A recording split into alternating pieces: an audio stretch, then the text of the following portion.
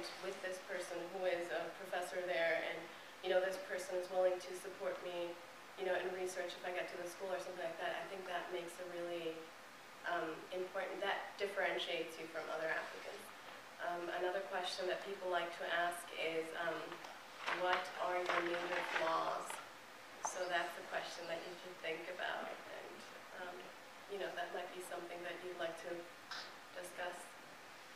Try to portray it positively, but everybody has flaws, so you should be able to identify what those are, and also give comments as to how you wish to improve those, or what strategies you're taking to work on those flaws, so that they work with you, not against you.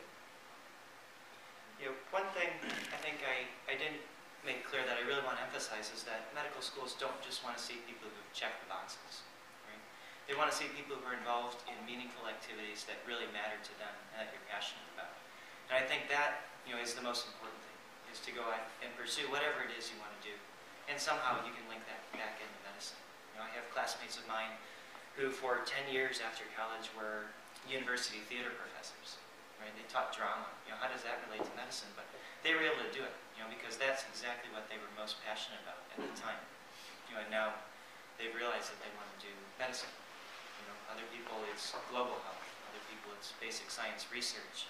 Other people, maybe it's music, something like that, athletics.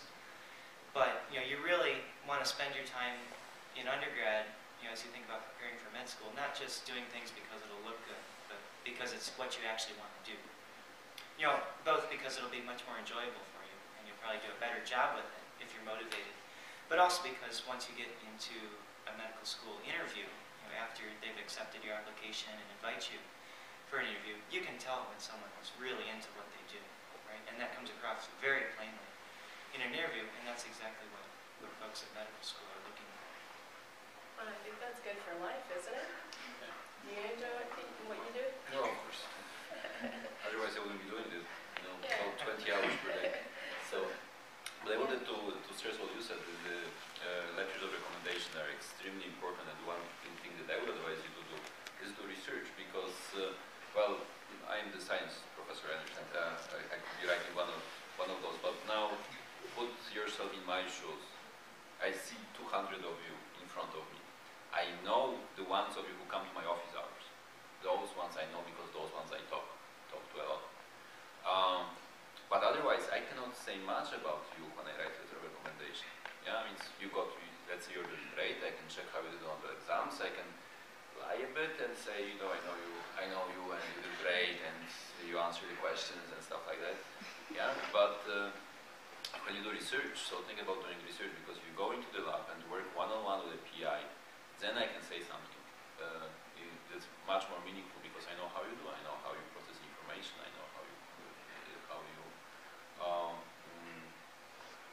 think, yeah, and that's very important. So I sit on, actually not in medical school committees, but on PIPs, yeah, so PhD, medical school PhD committees. I sit on accept students, yeah, and we have to make selections, and of course in physics and in biophysics, the departments that I'm a faculty, and you have to stand out. You have to stand out. You have so many applications. You have to stand out for us to notice you. And anyway, you can contact the professors. I have students in my group that actually contacted me 2 years before applying to grad school and say, hey, I want to do research in your lab. Yeah, how can I get it? And of course, we get a lot of those from different places. Just people who kind of want to come to medical school, but to states, for example, and do research. But also, there are one of people interested in what we do, and then actually I can go to a chair of the committee that accepts students and say, look, I want this student, and I have money, I can pay for it. And then actually, this person has 90% chance of getting accepted, because the department knows I'm going to support the student and they're happy. Then there's no discussion. If you work in a lab, that also says a lot about what your team working skills are like, because people want to know that you're able to work in a team and develop ideas and get along with people and do good research, or be a promising student. So that's also a skill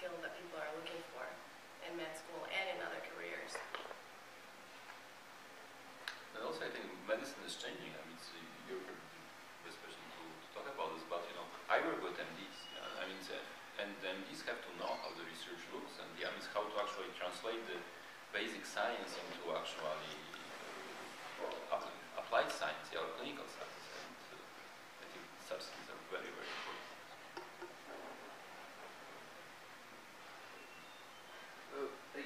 Say you got a joint MD PhD, is it feasible to do research and practice medicine when you're older? I mean, you kind of have to like choose between the two.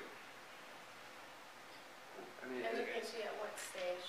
Like one thing, like say you pursued getting a PhD and you got an MD, is it feasible to be a practicing doctor and a researcher? I mean, is there enough time in the day for that? Or I mean, how does that pan out? So, well, I don't know.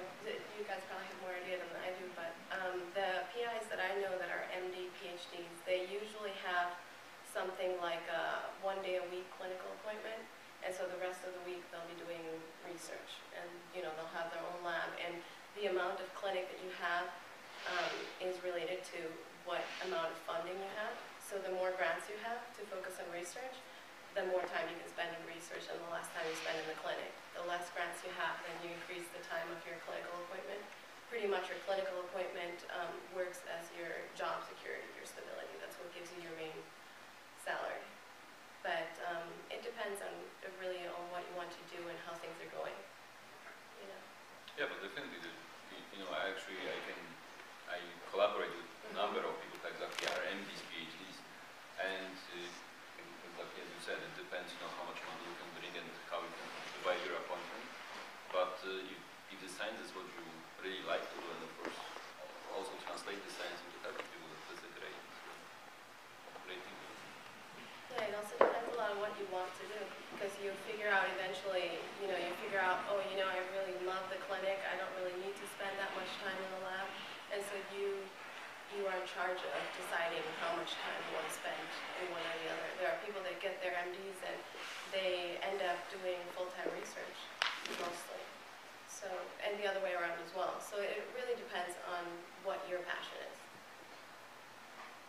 Yeah, I'll just speak to the people I've met so far in the hospital who are MD PhDs. I think going in, they realized that they wanted research to be a big part of their, you know, their work, and that's why they took the extra time to do the PhD training as well as the MD. And so I think just by virtue of that, you know they want to focus, you know, both clinically but then also academically. And so they end up in a place like U of M here, which is an academic institution where it's designed such that, you know, just like these guys were saying, you have basically block time where one day is reserved for clinic or operating if you're a surgeon, and then, you know, the rest of the time could be research or administered. But I think it's very possible to have an active clinical practice as well. Dr. Mulholland is the chair of the Department of Surgery here at the hospital, and he's an MD PhD. He's been funded by NIH for the past, I think, 25 years straight. And he has enough time to see patients, to operate, to do a pretty active and busy basic science lab, and to be administrative chair of the, you know, a huge department at the hospital. So, you know, it all comes down to what you want to do. I think it's very possible.